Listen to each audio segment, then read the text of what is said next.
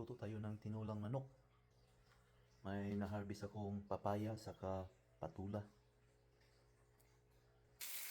Gusto ko tong lutuan na to. Pwede bang isabay yung bawang, yung luya, saka onion, saka tomato. Lagyan na natin yung papaya para sabay ko lang na ano, para lambot. Ayan na lahat na seasoning natin. Just name it. Yan, malambot na ang papaya. Kunting patis. Ayan na yung patula natin na walang kamatayan. Ayan na, sarap na.